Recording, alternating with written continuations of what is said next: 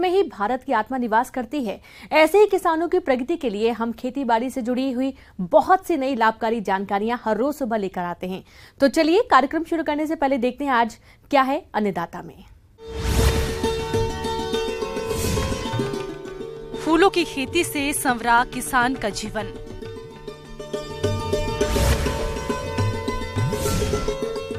अच्छे पैदावार के लिए करें मेथी की फसल में जरूरी कार्य।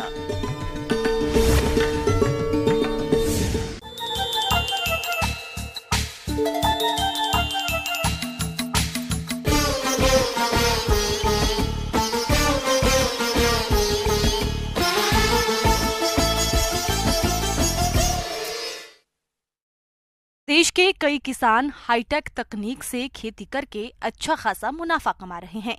इसी के तहत आज हम आपको मिलवाने जा रहे हैं गांव हिसातू जिला रांची के सफल फूल उत्पादक युवा किसान धर्म प्रकाश शरण से, जो पॉली हाउस में झरबेरा और डच रोज की खेती कर सालाना लाखों की आमदनी कमा रहे हैं। तो चलिए जानते हैं इनकी सफलता की कहानी इन्हीं की जुबानी।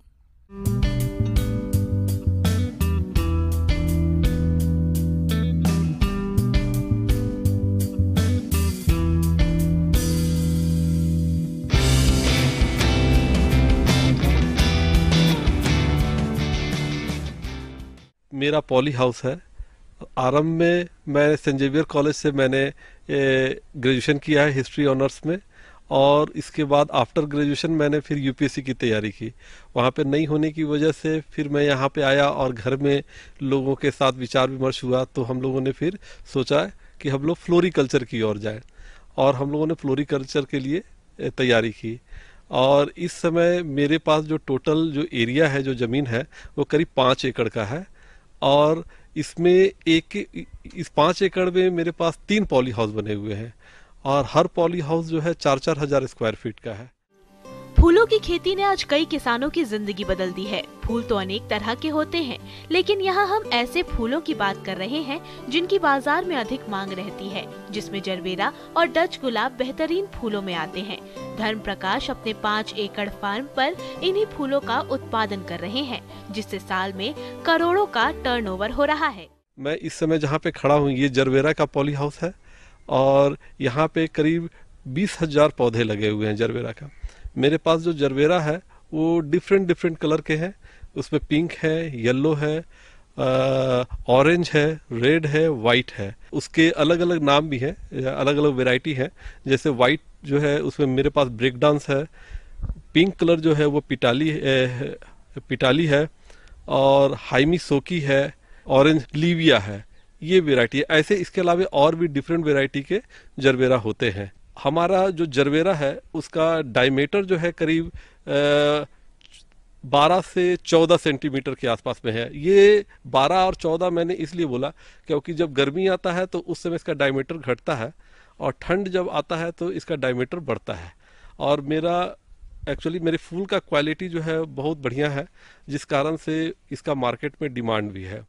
जरबेरा की फसल एक बार लगने के बाद 3 साल तक उपज देती है, और प्रति वर्ग मीटर एरिया में लगभग 6 से 8 पौधे लगते हैं। 6 से 8 पौधों से साल में लगभग 150 से 175 पुष्प डंडियों का उत्पादन होता है। प्रति एकड़ से प्रति वर्ष लगभग 6 लाख पुष्प डंडियों का उत्पादन होता है, और एक पुष्प डंडी औसतन 5 रुपए में बिकती है, जिससे साल में 1 एकड़ यानी 4000 वर्ग मीटर से लगभग 30 लाख रुपए की आय होती है। इन्होंने डच गुलाब भी लगाया है, इससे भी प्रति एकड़ 20 से 22 लाख रुपए की आमदनी ले रहे हैं। तो यहाँ पे जरबेरा जो है मेरा पर डे करीब 2000 फूल टूट रहा है, और रोज जो है 4 से 5 हजार के आसपास टूट रहा है। और फूल का व्यापार में एक चीज है क्या कि यहाँ पे रेट निश्चित नहीं रहता है, ये अप डाउन होता है। हम जैसे अभी जरबेरा जो है ऑफ सीजन में हम लोग 3 रुपए तक चला जाता है, लेकिन पीक सीजन जब आता है तो वो धीरे धीरे बढ़ते हुए 12 से 13 रुपया या 14 रुपया तक भी पहुंच जाता है। अभी तो मार्केट जैसे उठा हुआ है ना, तो ये चल रहा है 90 रुपये बंडल चल रहा है। और रोज जो है 200 रुपया, आज का रेट जो है 200 रुपया बंडल चल रहा है। जरबेरा में आपका जो है 10 होता है, 10 फ्लावर होते हैं एक बंडल में, और रोज में 20 होते हैं। ईयरली हमारा जो है करीब 1.5 करोड़ के आसपास हमारा फूल का व्यापार है। जिस तरीके से हमने सेल की बात की, तो हम सालाना जो है करीब 1.5 करोड़ का हमारा ट्रांजैक्शन है। और सारे जो खर्च है, हमें काम करने के दौरान ये भी चीज़ होता है कि हमारा एक्सपेंस कैसे कम हो, क्योंकि इसके लिए भी क्या है कि मार्केट एनालिसिस होना बहुत ज़रूरी है। अब हम लोग जैसे खाद मंगाते हैं, है ना, तो मार्केट तो और भी जगह खाद मिलता है, तो हम यहाँ का भी रेट पता करते हैं, दूसरे जगह से भी रेट पता करते हैं क्या चल रहा है। हाँ, तो हमें जहाँ पे लगता है कि उसका क्वालिटी बढ़िया, वो कंपनी की है, हम रेट को एनालाइज करते हैं कि वहाँ पे ये फर्टिलाइज़र या ये पेस्टिसाइड जो है उसका क्या रेट चल रहा है, और हमें जहाँ पे किफ़ायत पड़ता है फिर हम उसके अनुसार उसको ऑर्डर दे करके मंगवा लेते हैं। और इसके साथ ही साथ क्या है कि हमारा जो यहाँ पर जो हम खर्च है, जैसे हमारे जो ये स्टाफ है, तो उनका जो है हमारे जो खर्च है महीने का करीब 2 लाख के आसपास है। और साथ ही साथ हमारा जो फर्टिलाइज़र है वो 2.5 से 3 लाख के आसपास तक का खर्च है महीने का। और उसी तरीके से वेजेस हम और मिसलेनियस खर्च वगैरह देखें तो उसमें भी करीब करीब नहीं तो हमारे 3-4 लाख रुपए चले जाते हैं। ट्रांसपोर्टेशन वगैरह भी लगता है हमारा, गाड़ी से आना जाना जो डीजल लगता है वो भी है। इतने सारे बिजली के बिल हो गए और ये स्टाफ का खर्च हो गया। हमने इस पॉली हाउस को बनाने के लिए जो बैंक से जो लोन लिया है वो करीब 1.5 करोड़ के आसपास का लिया है। और हमारा EMI जो है पर ईयर 20 लाख रुपए है हमारा। टोटल खर्च हमारा जो है करीब 80 लाख के आसपास आता है मेंटेनेंस में। और हमारे पास जो प्रॉफिट है हमारा वो करीब 70 लाख के आसपास होता है। 3 पॉली हाउस में जरबेरा और गुलाब उगा रहे हैं, जिससे होने वाली शुद्ध वार्षिक आय लगभग 70 लाख रुपए है। यह लाभ बाजार भाव पर निर्भर रहता है। पॉली हाउस में देखने से ही पता चल जाता है कि धर्म प्रकाश अपने इन फूलों की खेती में काफी सूझबूझ का प्रयोग करते हैं। इस हाईटेक फूलों की खेती में 30 स्टाफ कार्यरत हैं, जिनका धर्म प्रकाश काफी ख्याल भी रखते हैं, क्योंकि इनके ही बदौलत सफलता के परचम लहरा रहे हैं। और यहाँ पे ऐसा है कि जो पौधा हम लोग जो लगाते हैं, एक पौधे से दूसरे पौधे के बीच की जो दूरी है वो करीब 20 सेंटीमीटर के आसपास है।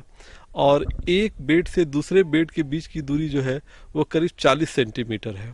पॉली हाउस के अंदर में एक बात ये भी होता है कि खरपतवार की समस्या होती है, और लेकिन उसके लिए कोई हम दवा नहीं अंदर स्प्रे कर सकते हैं, क्योंकि अगर वो पौधे पे पड़ गया तो वो फिर पौधे को जला देगा, खराब कर देगा। तो यहाँ पर आदमी जो हमारे स्टाफ हैं वो मैन जो एफर्ट होता है वही लगता है, और वो हाथों से ही निकालना पड़ता है। हर पॉली हाउस में टेम्परेचर को कंट्रोल करने के लिए फॉगर है और फैन है। फॉगर जो है वो टेम्परेचर जिस तरीके से कूलर वर्क करता है उसी तरीके से, और जो फैन है वो हवा के मूवमेंट के लिए होता है, ताकि हवा जो है पॉली हाउस के अंदर मूव करे। अगर वो मूव नहीं करेगा तो प्लांट को फिर हवा का सर्कुलेशन नहीं होगा, जिससे प्लांट मुरझा जाने का डर होगा, प्लांट खराब भी होने का डर होता है। ठंड के दौरान आपको थोड़ा ये रहता है क्या कि हम लोग को पॉली हाउस का जो रोल होता है वो रात के टाइम में गिरा देना होता है, शाम के टाइम में, और दिन के टाइम में उठा देना होता है। तो ये होता है ताकि एक टेम्परेचर मेंटेन रहे, ताकि पौधे को कुछ ना हो। इसके अलावे जो फर्टिलाइजर इसमें यूज होता है उसमें MgSO4 हो गया, कैल्शियम नाइट्रेट हो गया, 10-26-26 हो गया, 0-52-34 हो गया। और जो इसमें फर्टिलाइजर जो होता है वो ड्रिप के माध्यम से जाता है, वो जो कि वाटर सोल्यूबल होता है। इसके अलावे फूल के क्वालिटी को सुधारने के लिए कुछ दवाएं होती हैं, जैसे महाफ्लोरा नाम है उसका। फिर एक ये टॉनिक भी कुछ होते हैं जो कि इसके फूल का स्टिक को मजबूत करता है और फूल के डायमीटर को भी बढ़ाता है। पॉली हाउस में भी कई बार फसल को रोग कीटों से नुकसान हो जाता है। अगर इनका प्रकोप अधिक हो गया तो उपज में कमी आ सकती है। इसलिए उपज पर रोग कीटों के कारण असर न हो, इसके लिए समय से इनके नियंत्रण के उपाय अपनाते रहें। दवा जो भी होता है वो स्प्रे ही किया जाता है। हाँ, जब पौधा मुरझाता है और मिट्टी में नमी हो जाती है तब उस दौरान जो है हम लोग को इसमें फंगीसाइड जैसे डाइथेनियम 45 वगैरह का, एंट्राकोल हो गया, इस सब का घोल जो है बना करके जड़ में देना पड़ता है। पॉली हाउस के अंदर एक समस्या और होती है, चूहे की भी होती है कि कभी वो अंदर आ गया तो फिर आपके पौधे को बहुत नुकसान पहुंचाता है। तो उसके लिए भी है क्या कि जो जिंक ऑक्साइड वगैरह होता है, वो दवा जो रैट किलर जो होते हैं उनका इस्तेमाल करते हैं टमाटर वगैरह में दे करके, या तो आप फिर चूहेदानी लगा के रखिए, उससे वो फंस सकते हैं। तो ये सारी चीजें, इनका प्रबंधन इस तरीके से किया जाता है। किसान भाई